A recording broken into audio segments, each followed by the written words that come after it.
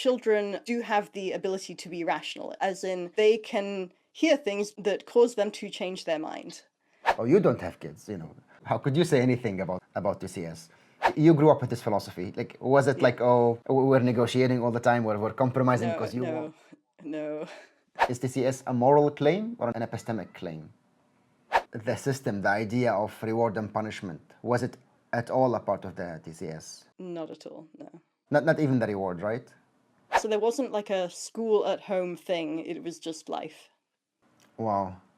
Did you have the concept of hobby as a kid? Because you were just following what you like. It's the same, anyway. Exactly, yeah. I never thought of this, wow. Wow. Yeah, the whole thing was that there's no difference between like hobbies and learning anything else. And also, ideally, in the future, there will be no difference between work and hobbies and interests and following whatever you're interested in and learning. Amazing. So the bucket theory of mind does not hold water. Lulie, welcome to the Ripples channel. So good to be here. Can you please introduce yourself, basically your main interests, and maybe mention your podcast on the way for the viewers who don't know you? Yeah, I'm Lulie. I'm based in Oxford. My main interests, I guess, would be philosophy, psychology, personal development, how to get unstuck from, I don't know, mental blocks. And more recently, the Alexander technique. And what was the last question you? Mention your podcast. Right.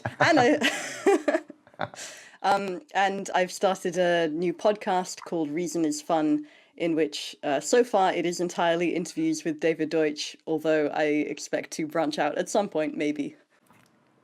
Yeah, and Reason is Fun is basically implying also something about the Fun Criterion, which is something you're very interested in. Yes, the first episode that is upcoming will be about this.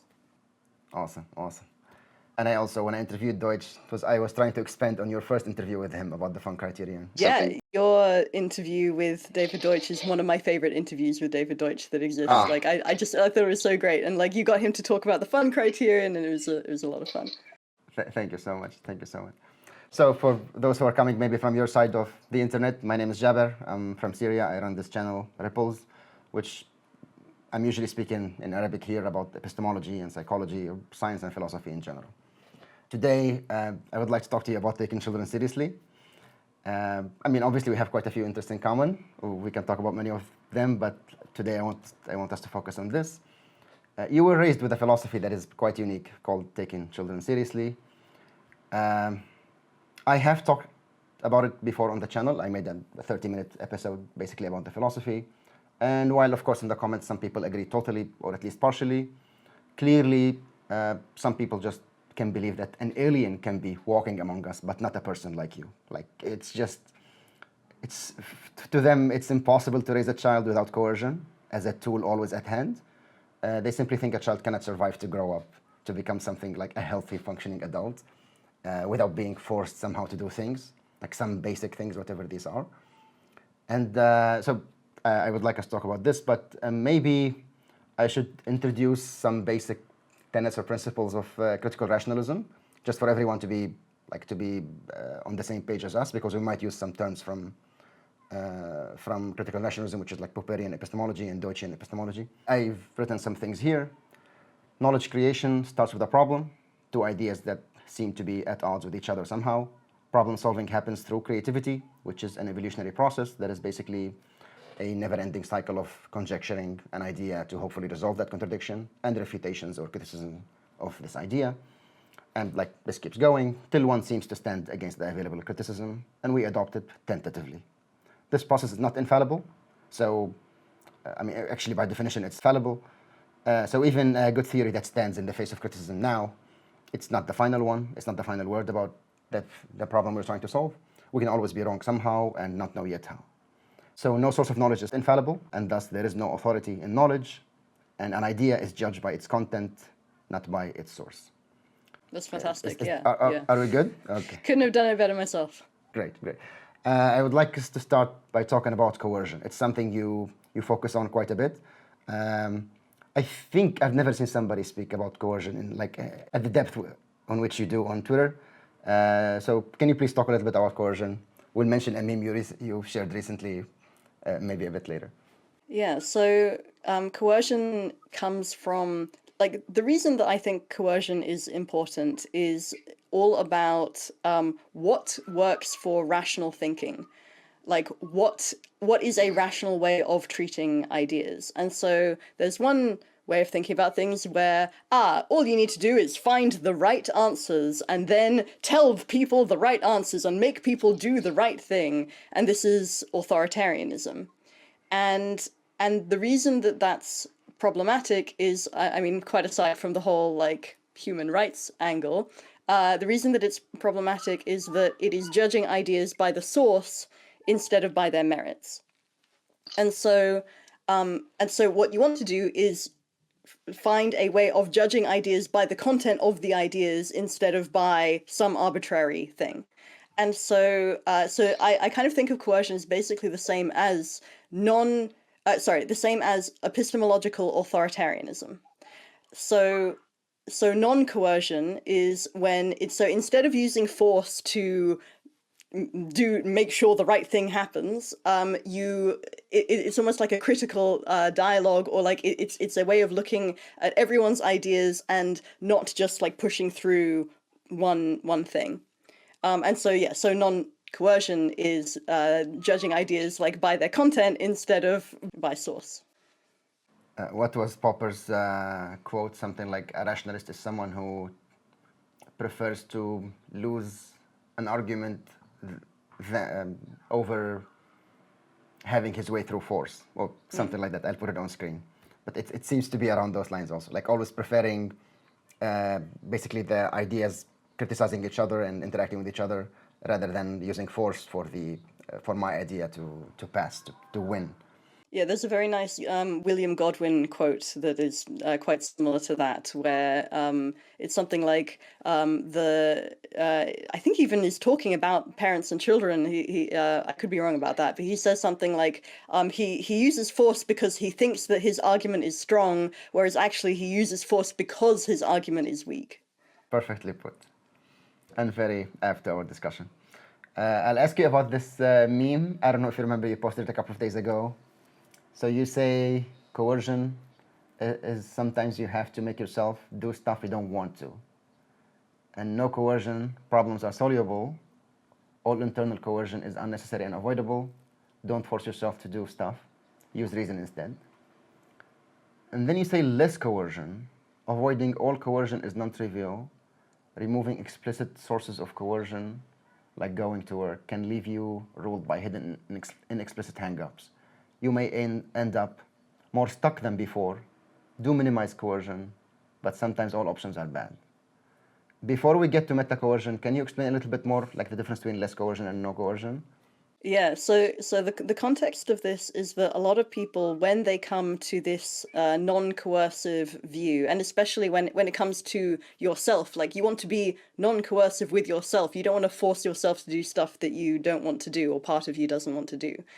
They'll come to it and they're like, great, I guess I'll quit my job, quit school, like do whatever I want, play video games all day, like all of this sort of thing. And then a thing that happens that because they have hang-ups already in their mind, like they have mental blocks and they have these more sort of subtle internal coercion things, those now kind of take over, because before you had the boss or the teacher that was like the overt coercion. And now you have like your own, like, I guess I'm not good enough to like do something really cool in the world, or like, this person is so famous and I could never be like that person, or like other stuff like that, or fears, that sort of thing. And so the idea is that you start out like, I need to use discipline to do life and get things done, and you're like, I guess I want to have internal alignment. Like I don't want to use discipline. I want to be fully on board with this. I guess I'll just do whatever I want. And then the doing whatever I want actually is only kind of like the surface level of doing what you want. Basically, because as you said, it's surface level want, but what you're trying to say is, well, but somewhere inexplicitly or somewhere maybe not on the surface yet, but it's discoverable if one does like inner work somehow, where they could find their inner hang-ups, And these hang-ups are doing their own coercion somehow. Is this what you're trying to say? Yeah. So the self-alignment within, like when things are aligned somehow, consciously and unconsciously, explicitly and not, which is the Fun Criterion, basically, like in somehow. It's basically when I discover these things and I try to have them be more aligned, like more in harmony somehow.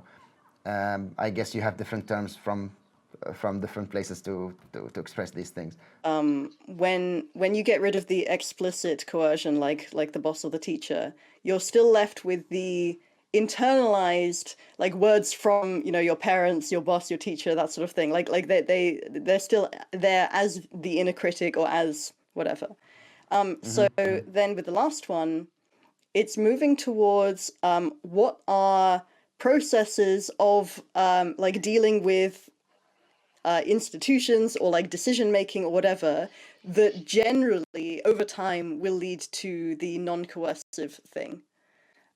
So you might have a criterion, say the Fun Criterion, that says that not only should you be enjoying what you're doing, but the whole concept of enjoying is when it's not that you are just doing something because it feels good in the moment and part of you is like, oh, I kind of want to, like, I actually want to do some projects and stuff, and this is more making myself feel less bad because I feel like I'm a kind of a loser, and so instead of going out and doing things, I'm just not thinking about it and kind of shying away from it. And so yeah, so it's like so instead of that, you are looking at both, like, like I have this deep desire to do my projects and stuff, and I have this fear, and I have this like current like desire to play this video game, and all of them matter. And if you try and actually resolve the problem by like, oh, okay, how can I play some of my video games and also get some stuff done? Then you're going to have a more fulfilling life. Exactly, yeah. So it's not like that one of them is the authority or the other isn't. So if the Fun Criterion isn't like, oh, do what right now at the moment seems to directly give you a satisfaction, and that's it. It's not as simple as, yeah, like always follow the video game, like the fastest dopamine release or something. It's far from that. It's much more, as you're saying, like, because we do care about like things that we call meaningful. We have different words for them. I guess the word fun is trying to be the umbrella for all of these things together. It's not specifying that one of them is an authority over the other at all, as far as I understand it. Yeah, and going back to the meme, and I say meta coercion. So other things. So apart from the Fun Criterion, you might have things like life is generally more fulfilling if you have a job, and so you have some income, so you can decide things about your life. And so you might have a bunch of these things at different levels, even if the individual action that you have to do right now might look one way, but then in the bigger context, then it might look a different way. Yeah, somehow framing it in the bigger context makes it different. Like switches it sometimes to be more fun in the way we're defining fun. Yeah, and non-coercive. Like there are a ton of jobs that no one, like, I don't know, an artist cleaning their brushes. No one is ever going to clean brushes for fun, but like as in context for this painting that you're going to do, then it might be. Yeah, exactly. It's a part of and maybe some enjoy it or it becomes ritualistic to them. Like while doing this, I'm thinking of the next color and I'm looking, like who knows what's going on in their mind, but like it is a part of the fun. This, I think, leads very well to a lot of the questions I have about taking children seriously. Let's start like simply by what is taking children seriously? Like what is this philosophy? So this is the idea of applying all of that critical rationalism, Popperian epistemology to what does that mean about children and education and parenting?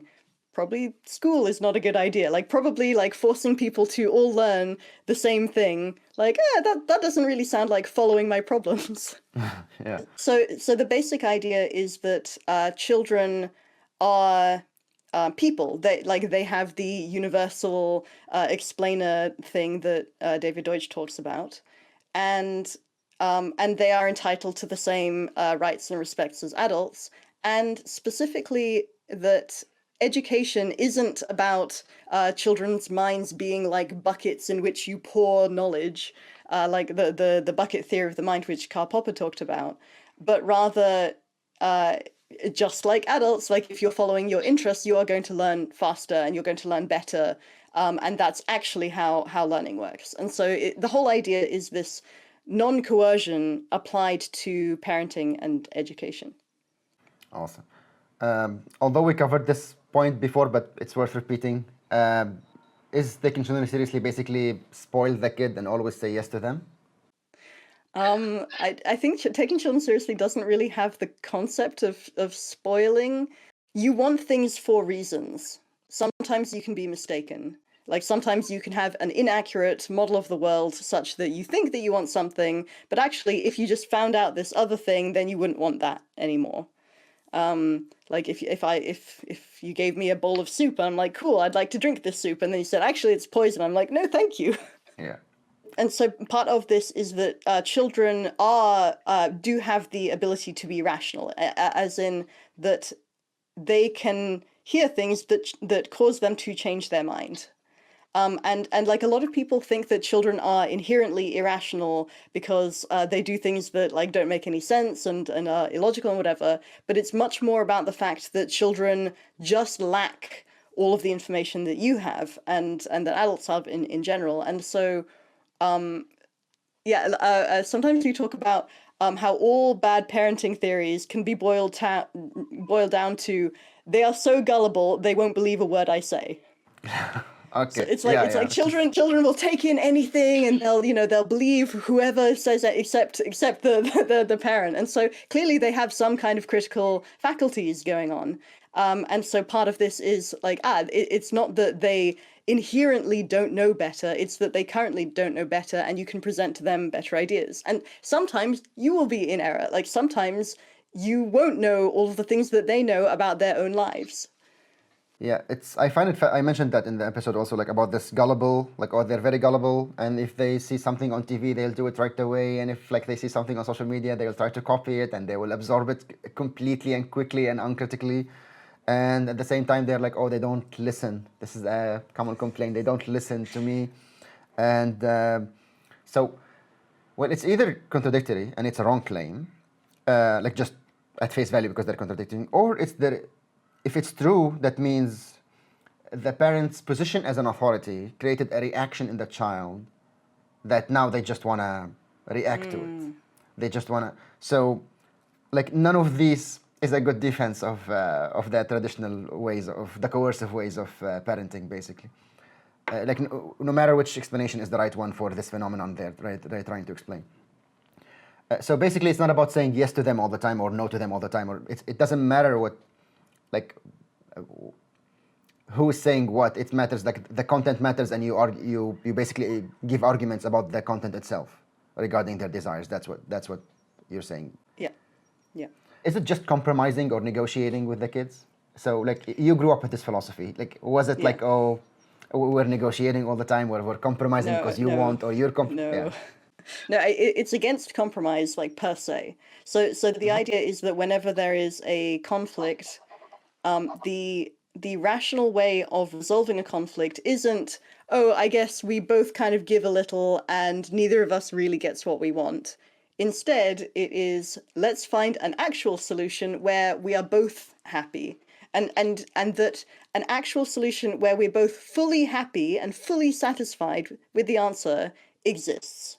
And so TCS has a phrase for this. They called it a common preference. So a common preference is the idea that in any conflict you can find a solution where you're wholly, like, you much prefer it to like either your original thing or to getting what you want and sacrifice the other person.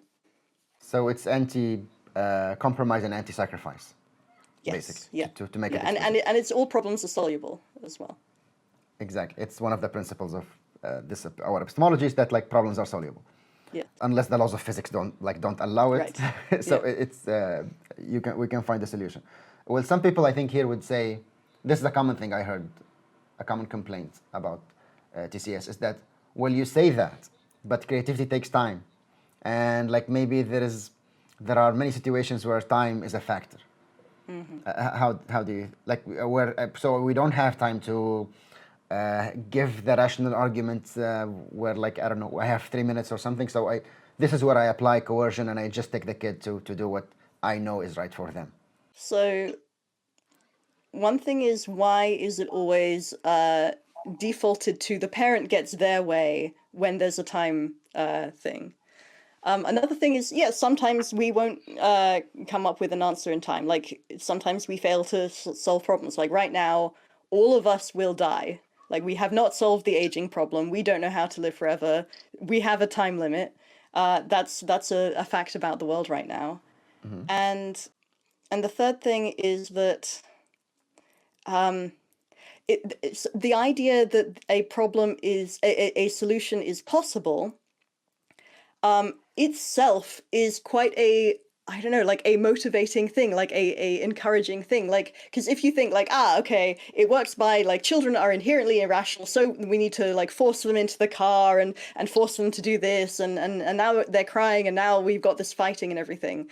That is a really stressful way to live. Compared with, oh wow, a solution is actually possible, and all of us can be trying to figure out a solution.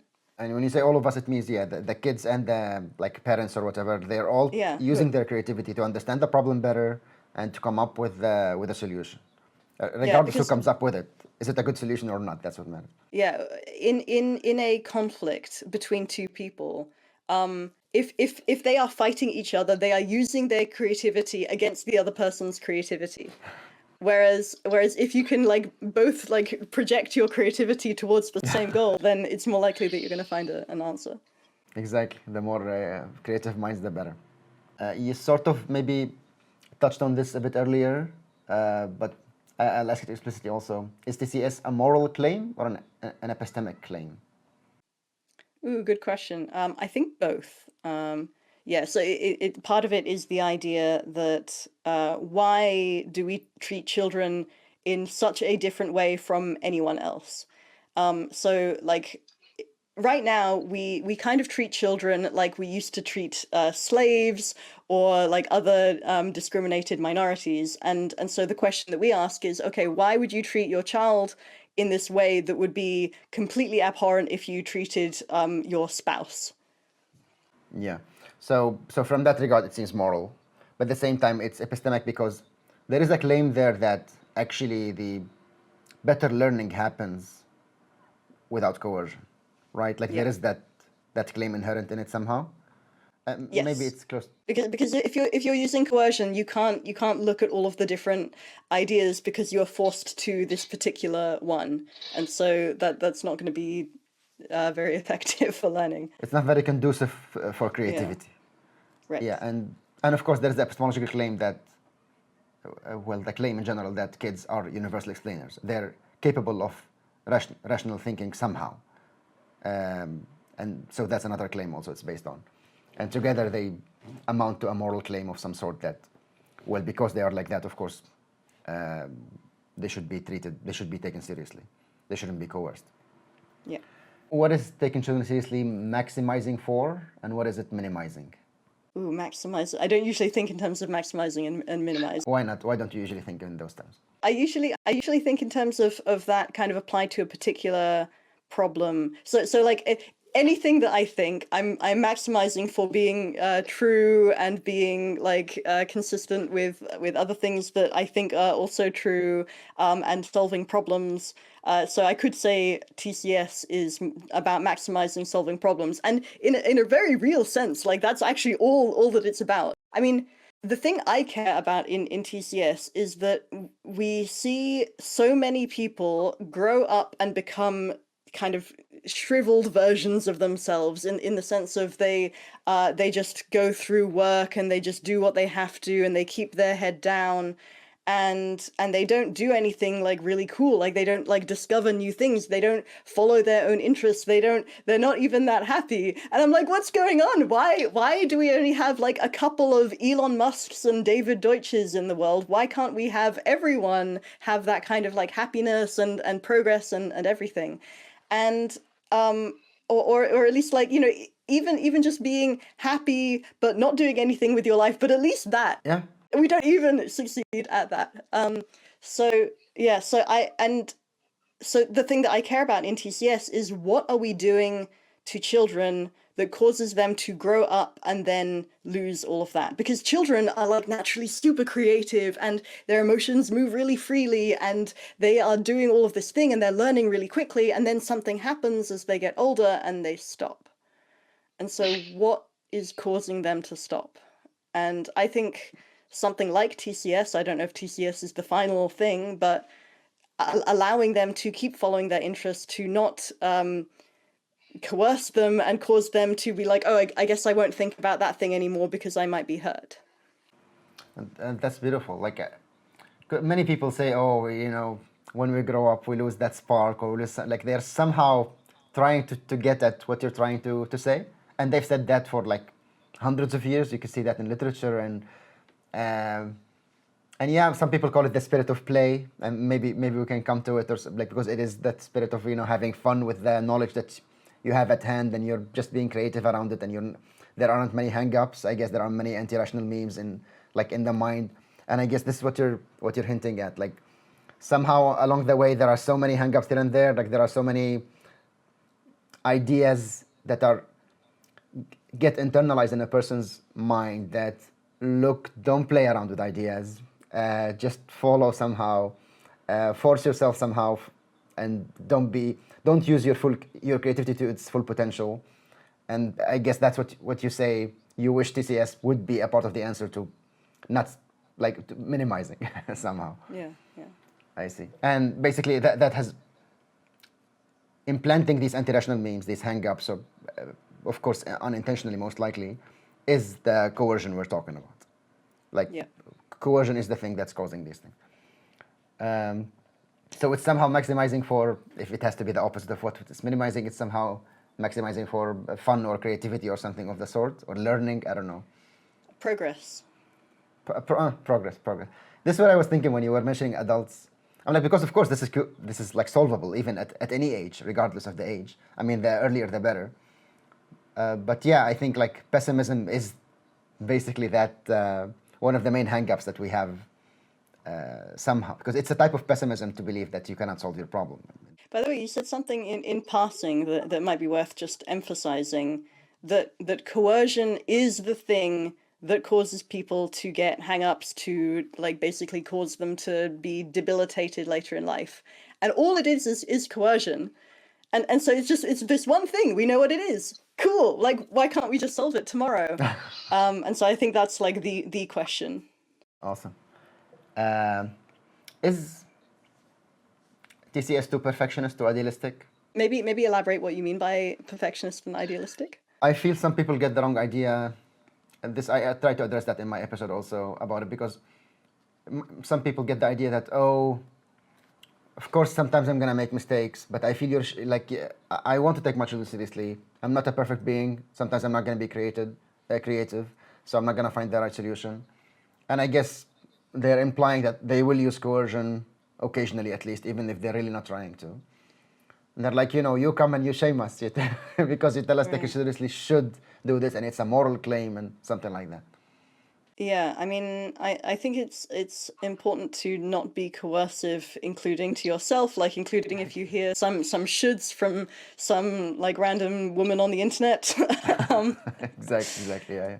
So in terms of idealistic, it's sort of, I kind of want to separate the psychology of it from the philosophy of it, because if you're talking about psychologically, like, yeah, like don't get things right, like don't be perfect, like it's fine, just do whatever helps solve your problems.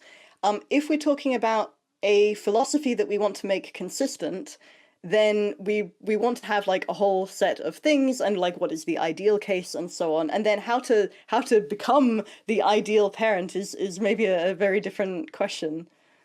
And of course, what we mentioned about fallibilism, I mean, if this whole philosophy is based on fallibilism, so of course that's shaming, by the way, is another type of coercion maybe. So of course no one is shaming anyone, and because of fallibilism, no one is expecting any parent to do this perfectly, and somehow by definition, I mean, you're trying to be creative, and problems are soluble, but nothing guarantees that you can solve a problem at any particular time frame. So it's about just encouraging creativity in the process of raising children, I guess. And fallibilism isn't just the Ikrah problem. It's not just, oh, you know what to do, but you will fail from the ideal. It's also that sometimes you don't know what to do on a concrete level. Like, you know, you want to be creative, but like, that's of course very general. And in any particular situation, you might try to find a solution and you can't, and that's okay. That's fallibilism. Yeah, it's not rational by the definition that we're using to hear someone say, oh, this is the best thing, and to adopt it, even though if part of you is saying, I feel bad about this, or I'm not sure about this. Like, the whole thing is that it's just a bunch of criticisms of existing ways of doing things. You can take them, but you can only go to an idea that you can only change your mind to something that you actually like know about, like you actually have an idea of. You can't just be like, oh, I guess everything that I think is wrong and bad, and so I'll get rid of it. And then where are you? You need so it's kind of inherently not pressuring, not dogmatic. Like do what you want. Like do only I don't want you to go and try and adopt it. Like that's not what I want. Or like all I want is for you to be happy. And so take whatever you want. Like I don't know. I mean, I think that certain ideas there are true, and I think that if you take some of them and then not others, then there'll be particular problems that will happen. But it's not going to work if you're trying to like force yourself to do it. It's just switching coercion from one place to another, as we said, Exactly. And that's not the goal. Besides the idea of as David Deutsch says, he's anti-advice giving in general. He says something like the relationship that's based on advice giving or something like that like he doesn't agree with this in the first place. Giving advice is not a good relationship to have with somebody. And I think it also comes from this fallibilism thing and non-authority that we've been talking about. Yeah, I don't know how to live your life. It's your life. Like I can present ideas that I think are cool, but exactly. For me, where I come from, like hierarchy somehow, like authority somehow, it's very ingrained even in language sometimes. It means so many contexts, of course. You know, you should say this to be respectful. You should use English is fairly exceptional, by the way, in not having, for example, like when you say you. Yeah. It's just you. It's respectful you. There is no respectful you and disrespectful you, like the pronoun. While many other languages, German, Romanian, etc., like they have a clear. Somehow there is a hierarchy there. There is some type of authority there, I would say. That made me wonder. Did you call your parents with their names or mom and dad? I called them their names. Yeah. You called them their names, like since you were a kid. I called one of them. I called my dad Daddy when I was very young. Yeah, I don't know. I'm not sure that it like I can see an argument for both ways. Like we kind of thought like, that's what their names are. But I can also see like, I don't know, words of affection are kind of nice, and your parents are different from the rest of the world. Like you do have that like affectionate thing. So I don't think that there's any moral thing that you must call your parents by that. I totally agree. I totally see it that way. And exactly as you said, like I see merit to both. Like I don't see anyone is better than the other. I was just curious somehow, like if it was in your language even or not. This connects to something you were saying earlier. How do we know TCS is better than today's traditional ways of raising children? Like, is there a metric? Is there a study that we should do to know that TCS is better than the traditional ways of raising children? You know that I'm a critical rationalist, so I assume you're trolling me. But I think the arguments are much more philosophical than they are. Oh, here's a study that it's that all of the arguments about why we should treat adults respectfully and why we shouldn't like force adults to learn the things that we think they should learn all just apply straightforwardly to children. There is not a theory that children have like a different mind that works in a different way, or I mean I guess there are those theories, but I don't think they hold water. So I think that this really comes down to fundamental epistemology rather than studies show that. Although, incidentally, I think there are a couple of studies around home education, and home education seems to come out like on top in a lot of ways. So I don't know if that's interesting. But It is very interesting. Yeah. So the bucket theory of mind does not hold water. Yeah, like no studies were made to prove that the current method is good at all, like in raising children or in schools. No, I just want to say, like, TCS isn't even really a method. It's more of a way of thinking about minds and stuff. And so I don't even know what you would study. Like, my sister decided to go to school, and so I was home educated, and she decided because she wanted to, and both were equally consistent with taking children seriously. So it's very difficult to even imagine what kind of thing you would study, because it is sort of anything that you want it to be, so long as it uses this rational process for dealing with disagreements. I guess some people might say, from what we were saying earlier, even that if we have, I don't know, a million people who were taken seriously as children and a million who weren't, and we have all the data, if our claims are true, then the first million, the ones who were taken seriously as children, would have less hang-ups, for example. Or like it seems we're claiming that, or they would be happier, like on average. They would be something like that. I think that depends on whether taking children seriously is a fairly complete view of hang-ups and human psychology, which I currently think it needs to be improved in order to do. Like I've gotten really interested in things like attachment theory, which is a particular theory about child development and so on. And that just hasn't been kind of incorporated into the philosophy that much yet. And I think so. I think we need to make those sorts of discoveries to like really nail it. Like what the biggest issue I think is that as an adult, you have all of these hang-ups and everything. And so when you're trying to raise your children, it is very difficult to not pass on that stuff to children.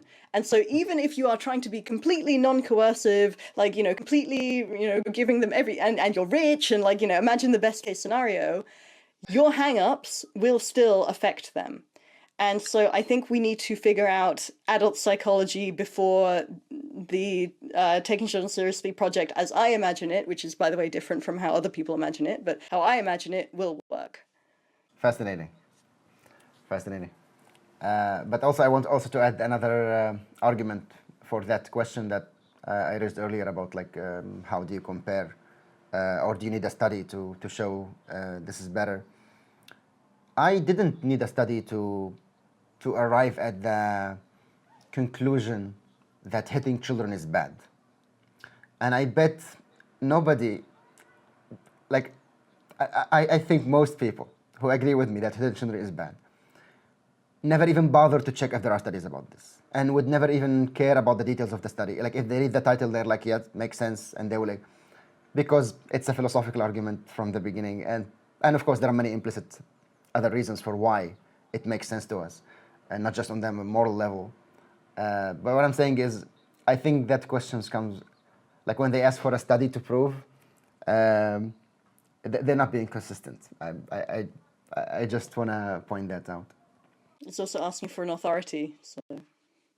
Very good point. Yes, I didn't think of this one here. Yeah, it's also asking, yes, give me an authority, give me a study, the empirical authority to show that my argument is correct. What about discipline? Like, can a child learn discipline if they're taken seriously and they're not coerced to do things? So I have a kind of a mixed view on discipline itself. I think that discipline is often when you are effectively coercing yourself. So you are forcing yourself to do something that you have decided in advance is the right thing to do, and then anything else that comes up, any other objections you have, they don't matter because I've already decided this is the right thing, which I think is not the most rational that you could be.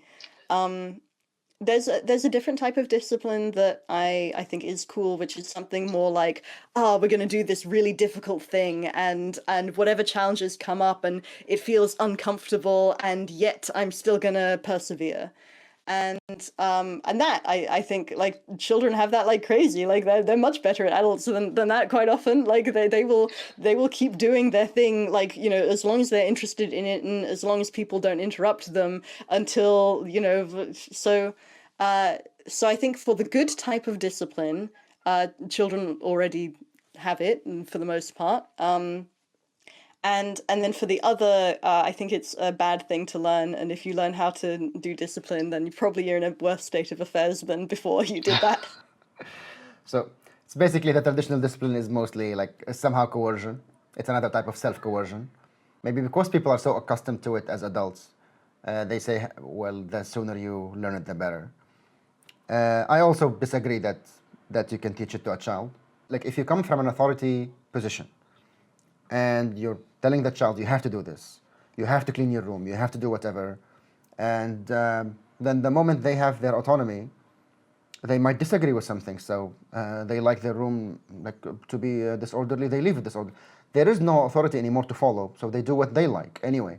So it was following authority, it wasn't discipline in the first place. Right, they weren't picking up a skill, they were just following orders. And what's the skill? The skill is to ignore parts of yourself. Like somehow, in like the way they're presenting it. Rather than creatively trying to find a fun way to resolve something. I would say there is a problem that these people are pointing at, which is something like, well, when you go into life, there are a ton of things about life that you might not like or that might take creativity or thought about how to interact with. And some of them, like you legally have to pay your taxes and that sort of thing. So you have to figure out a way of at least doing it. But if you're learning how to do all of these things by discipline, by force, then you're going to learn how to do them even though you don't really want to. However, there is this nicer way of living, which is you learn how to do them and make them fun, or make them more fun, or make them less like annoying or less painful or whatever. Yeah, and I guess that's a more interesting skill to hone. Did you game all day as a child? Like nobody could tell you stop gaming or stop playing or stop doing something. I mean, I did a lot of gaming. Sure, yeah. I mean, I had lots of interests. I gamed, I drew, I was into insects, like entomology. I don't know. I had a ton of different interests. It depends what age. So let's But say I don't know when you gamed for a full day. How was that treated? How was that dealt with? I mean, if my console ran out of batteries, then they would help me get new batteries. I don't know, like, it also occurs to me that like one of the games that I was playing when I was, I don't know, 12 or something, it was called Neopets. It's a like old website, and that taught me how to write in HTML. Like they had a thing where your little like pet could have its own web page, and I was like, cool. And then they had a little tutorial, and that's how I learned how to make websites, which I then later did professionally for a while. And you were 12. Yeah. I mean, I had a website since I was 8, but I didn't program it myself until later. Wow, amazing. So basically, yeah, no, it wasn't treated as a problem that you were gaming. It wasn't treated No. as something to solve.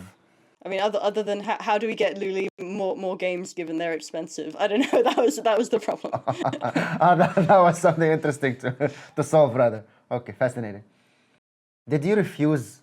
So this is the opposite. Rather than wanting something that seems too much for some people, did you refuse doing something that everybody thinks is very mandatory, but you didn't like it? I don't know. Some children at some age don't like to brush their teeth or to shower or something like that. Yeah, I had phases of having poor hygiene, and it didn't matter at all. Like, I mean, I also, like, I remember when I was young thinking, like, okay, well, these are my baby teeth. Like, why do I have to wash they're just going to fall out anyway. So I don't know if that's actually, like, I haven't looked into dental health, but I have very good teeth quality now, so it can't have done that much harm. But I don't know, as you get older, you care more about hygiene anyway, because you want to hang out with people without repulsing them. So basically, the point is you weren't forced to do these things. You weren't forced to brush your teeth if you Right, didn't no, want to. I was never forced, yeah. There were things that made it more fun as well, like, you know, fun toothbrushes, and nowadays there are apps, like there's literally Pokemon will brush teeth with you as you brush your teeth. There's like a lot of solutions to this. Amazing. Yeah, I think as a kid, at one moment I had a problem with my toothbrush or like with brushing my teeth, and my parents did think of these things, and yeah, they brought me some cute toothbrush, and I think it was the paste. It was maybe too strong, so they changed, and it was very soluble, like anything, of course, but it's just an example too. Like I wonder because some people ask this question as if, like, I had to force. I had to force the child to do it eventually because this is very important to them. Maybe it's not toothbrushing, but maybe it's something else. And I wondered, like, if the child keeps saying no, how much are you willing to, like, to raise the level of your coercion? Let's, like, the child keeps saying no, kept saying no, no matter what you did. Like, where are you, eventually, what will you do? Other than, like, accept that the child has their own will and their own desire. Yeah, I mean, physical force is the Yeah, I mean, master. I hope people who are asking these things, who are interested in TCS, aren't gonna even think of, like, you know, I'm gonna keep physically forcing them till it. But I mean, even the psychological forcing can be worse because then they internalize, and you know, it's using these psychological tricks that and those are binds that can remain for a lot longer. Yeah. Exactly, those are the hang-ups we were saying that they could stick in someone's mind for a while. Okay, Lulie, let's talk about schooling. You didn't go to school, right? I did not go to school. I tried it when I was 16 for a few months just to see what it was like, and it was basically what I expected. What did you expect? I don't. It was not very efficient for learning. There are actually a couple of surprising things about it, like the. I thought that people kind of do this thing that's not very efficient for learning, but at least they get socialization out of it. But the socializing was much lower quality than what I was used to in my home educated groups. So Fascinating. How did you learn new things? And then please tell me about, like, the homeschooling. How did you learn things? mostly I would Google it, or I would ask someone who knew about it, or I would ask like an adult nearby. And having conversations as well. I loved, you know, I still love having conversations, hence the podcast. Yeah, but mostly Google. Like forums in particular are just great. I know that we don't really have them these days that much. We have online, we have cohort-based courses now, which are actually not too bad. But yeah, any kind of like finding a community of practice is the sort of thing I would do. And how was homeschooling like? I have no idea about how homeschooling works, how in general, I've never met somebody who was homeschooled actually. Yeah, everyone does homeschool or home education in a different way. So for some people, it is literally school at home. So they have the static curriculum, they sit down, they do it for a certain number of hours, usually fewer hours than at school because they're very inefficient at school, and then they go and do other stuff. And then some people are like, okay, well, we're not going to follow the curriculum, but we do have to make sure that they have numeracy and literacy skills.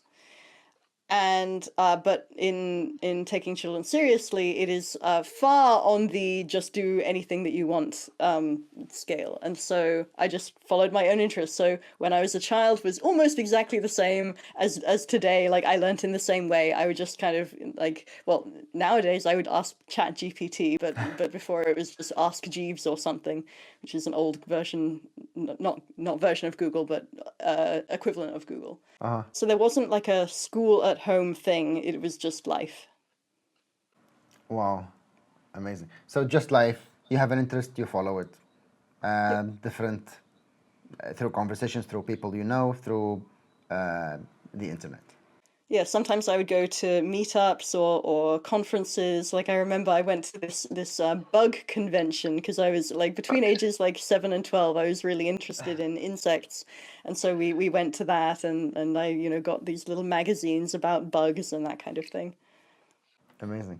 That also applied to like hobbies or anything, right? Like it. I mean, did you have the concept of hobby as a kid because you were basically you were just following what you like? It's the same, anyway. Exactly. Yeah. I Yeah. never. Wow, I never thought of this. Wow. Wow. Yeah, the whole thing was that there's no difference between like hobbies and learning anything else.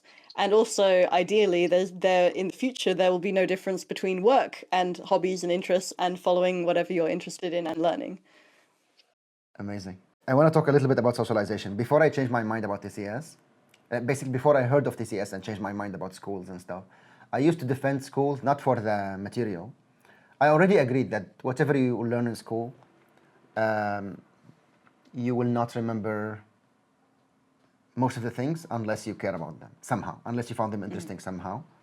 I know that from personal experience, of course, but I thought still school was fun and like important because the skills we learned when we were outside of the class, when we were in between in recess, and we're playing football outside, and we're arguing whether is this a goal or not, is this a foul or not, did it touch the hand or not, and these like dynamics were a lot of fun, and so for me those actually were fun because they created skills that they're like, of course if I just stayed home on my own I couldn't build them. I had to interact. They're something like, you know, learn by doing, that type of thing. And I didn't know much about homeschooling, and I thought it was just, you know, you sit home and that's it. And so back then that was one of my criticisms of homeschooling. This is, I don't know, 4 or 5 years ago. And you mentioned now that you have criticism even on the way socializing was happening in the school, in the school when you tried the normal system. Can you please say more a little bit about that? What didn't you find attractive there? What's your criticism there? The thing that I was struck by is that there is so little time to have meaningful conversations. Like you have these sort of brief bits of time between class and then recess where you're kind of exhausted, and you know, you're kind of like not even that much time there, and maybe when you're eating. And I was used to, you know, 4-hour long deep philosophical conversations with my other friends from home education, and also hanging out with kids after school. So I did that a lot as well, and home education meetups, and a lot of home educated people like have things where they're like learning things together, and so again you get a similar thing there. And so joining clubs and joining like all of these other, going to the park, like there are so many different ways of socializing that are deeper than you can get in the brief bit of time before school. And in home education there is no phenomenon of bullying. So I've heard that even in religious homeschooling, so in America, a lot of the home education people are, or homeschool people are, religious, and you know, and so they're quite more authoritarian, whereas taking children seriously is obviously on the other side. Even there, they don't have a phenomenon of bullying, and I was quite surprised by that. But it's so and also like they talk about a lot of the similar things that I saw in the kind of the more so in the UK, a lot of home educators are more kind of hippie type. Like they're kind of more like, let the children run free or whatever.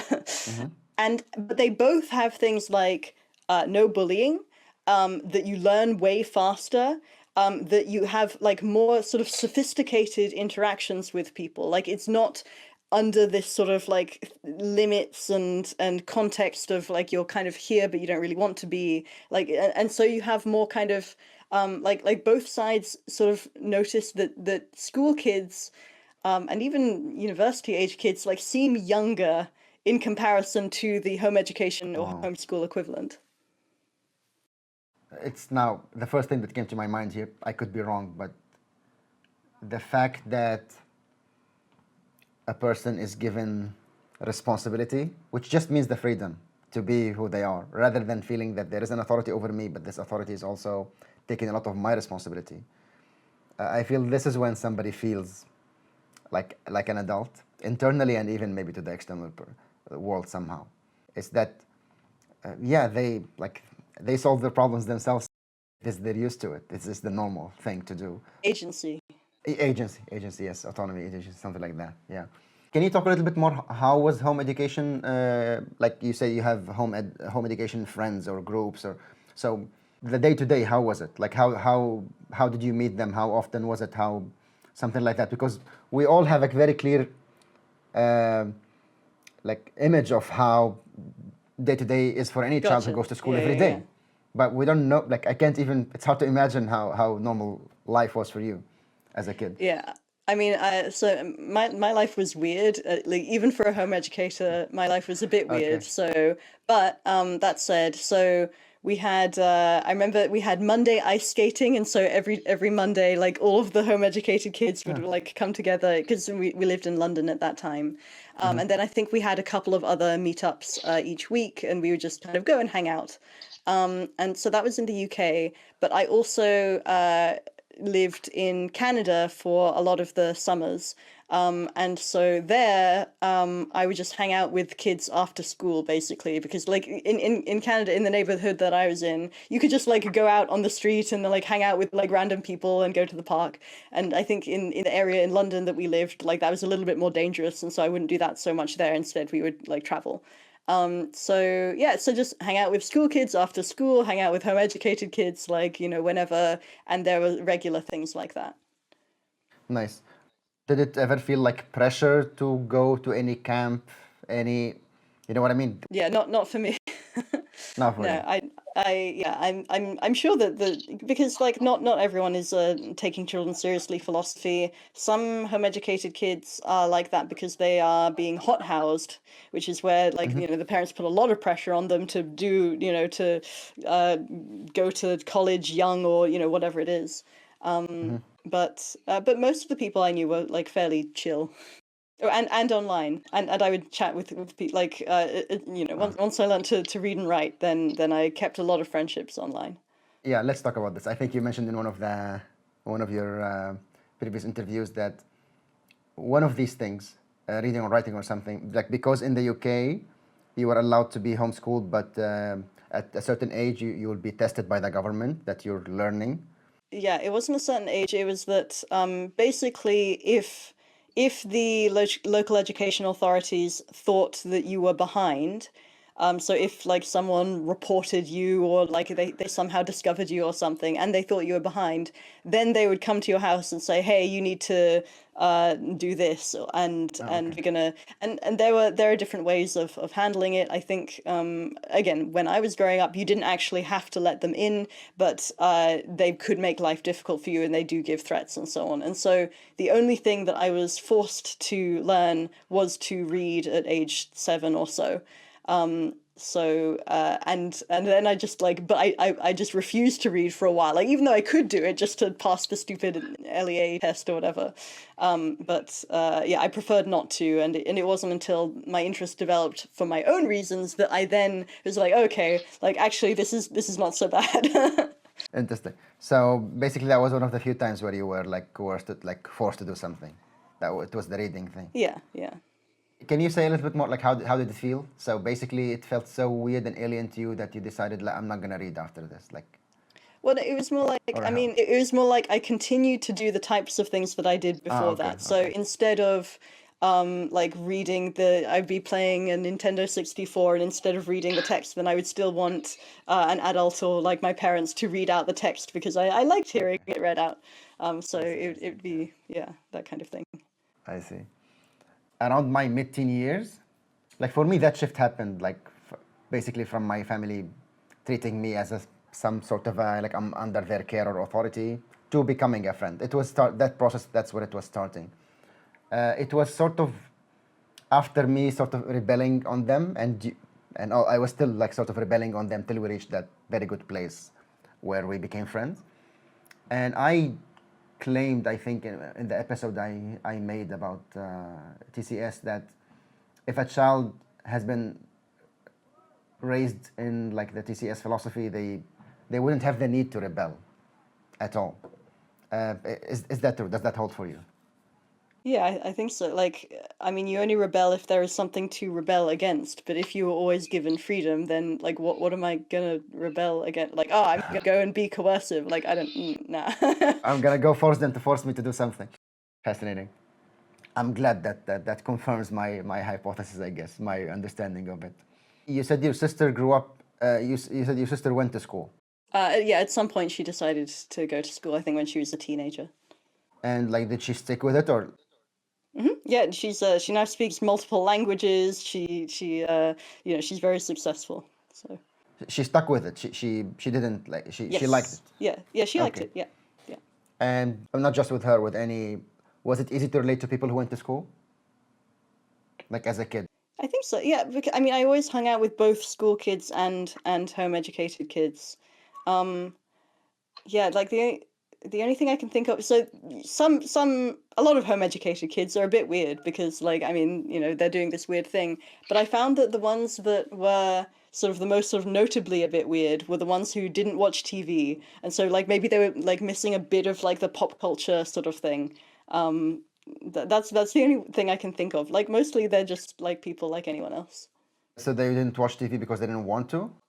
Oh no, as in, I mean, so like if their parents forbid them from watching TV or they Yeah, had a that's family what I thought. culture and whatever. Like, so taking children seriously is at the far end of like Home, yeah. freedom, but home education spans like a wide range. Did some of the school kids envy you for not going to school? Oh yeah, For not I having... mean, I think they, but they also kind of liked it because whenever they came round to my house, then they would get things like candy and freedom and being able to play video games without being told off and stuff. So I think they found my company a liberation, or my slash, you know, my parents' company. I bet. I could totally imagine that, yeah.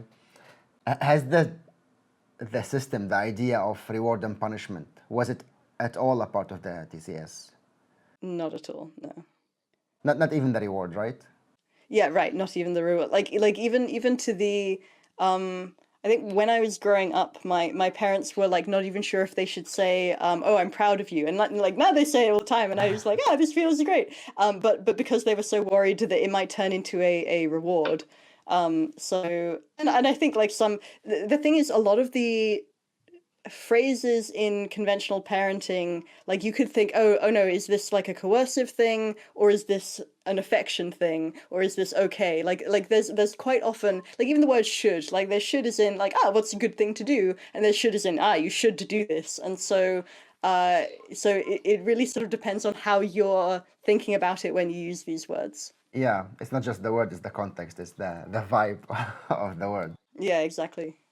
It's interesting. Yeah, like they had to think creatively about like, am I here using a sentence that could be seen as a affection, as you said, or as a reward? And there is a difference between the two somehow. Like affection shouldn't be used as a reward. Affection is affection, and that's it. Yes. Why? Yeah. Because otherwise, it's conditional if it's a reward. So I guess that's Right. what you were. Yeah, exactly. Like any kind of power thing, like I will withhold this nice thing. Like no, you just give the nice thing all the time. Yeah. Awesome. There is one like practical question I've been thinking about the past couple of weeks or a bit longer, when I decided to talk to you, is that like, you know, in many countries, including the EU, a child has to go to school. Like the option isn't like it's not like it's illegal for the child not to go to school. So, like, what's the attitude you think we could suggest to a child to adopt, since as a family they're forced to send that child to school anyway? Like for me, a few things came to mind. I would run them. I would pass them by you. One of them was, for example, to let the child know that, like, you know, enjoy it. Go think of maximizing fun. If you like a subject, yeah, use the fact that there is somebody who's trying to teach it to you, and just play with it and spend more time on it if you want. But if you don't like a subject, like don't bother too much with it. Don't feel the coercion of it, and make sure not to internalize the coercion or the authority that maybe some teachers are trying to put on you, or whoever they are in school that are trying to make you feel like, oh, like we're an authority and you have to do this, and if you don't, shame on you like if you don't less take than 10 out them. of 10 or something. Yeah.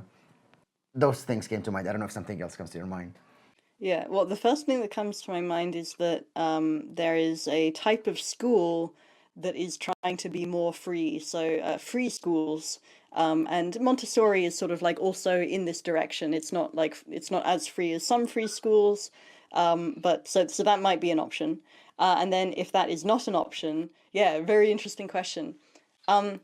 My my first thought is to as much as possible instill the attitude that the teachers are bozos. Like they're just doing their job. like they don't realize that like who you are. if you actually want to get some kind of qualification from school, then I would say the attitude is to treat it like a slot machine. Like it is just a system. Like it, like don't worry about their like, you know, psychological whatever. Like if you just do particular things, then it will give you a particular thing, and you don't have to be personally invested in the things that you do. Like grades don't mean anything. Like it doesn't matter. All it is a slot machine. Or a vending machine, not slot machine. Slot machine is random, but vending machine. Yeah, no, I understand. Yeah, and then I don't know. I mean, is it the case that you have to like how much can you get away with is kind of my question. Like can you find ways of like cheating or like of like not just if you do no work, like do they kick you out? Like do they say, oh, your son is not doing any work? It's like, cool, great, good to hear. Probably doing something better with this time. You know, can you sneak in like more interesting materials if they're bored? Yeah, I don't know. There's a ton of different things. Like if you're taking this different attitude towards school, then there's a ton of different ways you can play with it. There's also, for some people, not everyone, of course, but for some people, there's the option of moving to somewhere that does have laxer laws on home education. Yeah, like I guess when you were talking, I remembered that sentence. I don't know who said it first, but like, remember that there are no adults in the room or something like that. Like, yeah, when a kid goes to because it's, you know, adults mean authority in this context. So like when a kid goes to school, like this is something they should remember.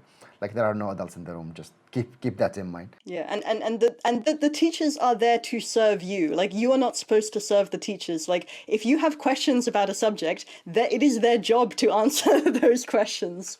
And so it's just a different mindset. Yeah, and a good teacher would. Yeah, exactly. Yeah, many people wonder, is this a luxury? Like, should the family be rich enough to raise their children seriously? Should the family be, like, are these prerequisites to take a child seriously? Like, to raise them that way? Because maybe there is also the time that should be spent with the child. I don't know. I don't know how long it takes, until which age, like, can the child be alone on their own? I don't know. How do you think of these things?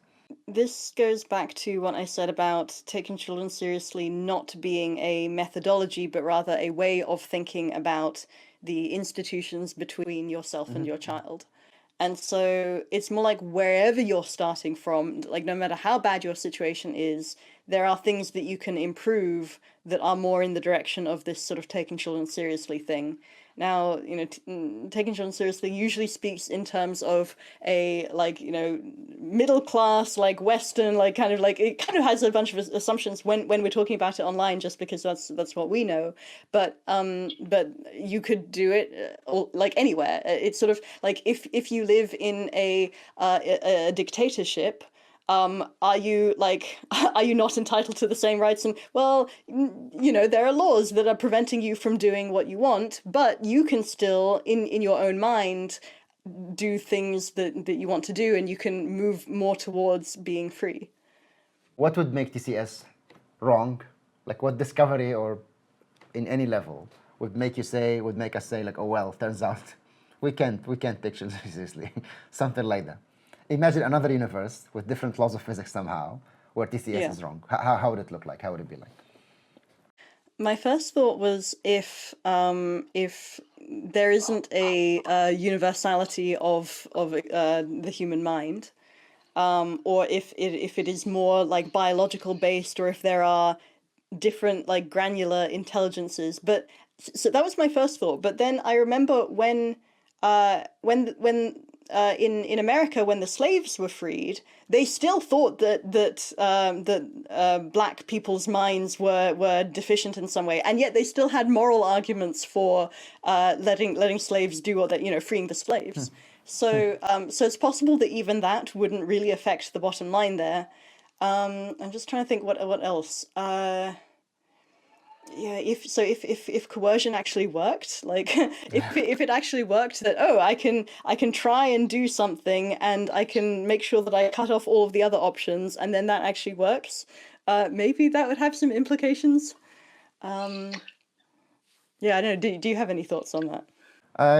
Yeah, exactly as you said. Like my thought was, if knowledge creation, if we discover that the entire epistemology is wrong, and knowledge creation doesn't work the way we think it does, But yes, one of the complaints I've heard about, one of the criticisms I've heard that, about TCS is that children clearly lack some things, not just information, according to the complaint that, for example, we know children don't have theory of mind till they're 3, something like that. Like maybe there are some developmental claims in psychology that like maybe a child doesn't have X till this age. And doesn't that mean that they're not universal somehow, because they can't do this because of a hardware limit? And doesn't that justify until they're 3 or whatever that they could be coerced for some things? Yeah, my guess is that that's not even a hardware limitation. It's more a sort of like prerequisite, or like that no younger than 3-year-old would be interested in that problem, or that they don't have enough of the other ideas that are related to that would make that make sense as the next thing. Yeah, interesting. I remember I made an episode about theory of mind a long time ago, but I remember in it one of the experiments they did was if they could train a group of kids to do theory of mind and compare them with another group that hadn't been trained explicitly on it, and to see if they could do better, and they did better. Huh. They did better in the theory of mind. Okay, yeah. So, I suppose that should have been my first cause. Like, is this actually true? Like, have people checked this? I mean, so they sort of checked it, but I mean, it's still like they weren't too young. They weren't like 2. So at 2, it's quite hard for a child to. But as you said, like it could be just a software thing where they need more information, and then like when that knowledge is there, they could like connect. Yeah, it's sort of like what does a theory of mind even mean to a 2-year-old, or like in that context? Like what problem does it solve? Yeah. Ah, okay. So in their context, maybe it doesn't matter much. Like they haven't seen the.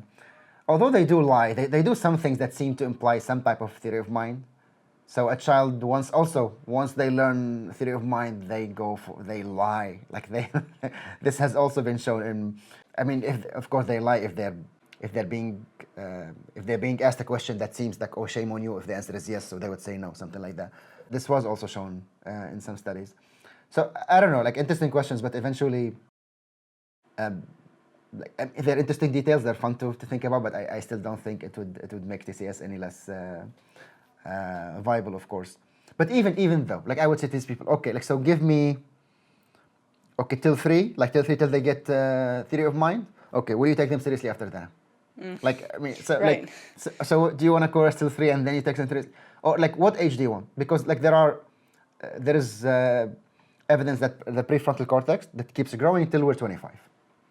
Like, do you want to make everything till 25? Like we vote, like in most countries, in most democratic countries, voting is much earlier, driving is much earlier, many things are.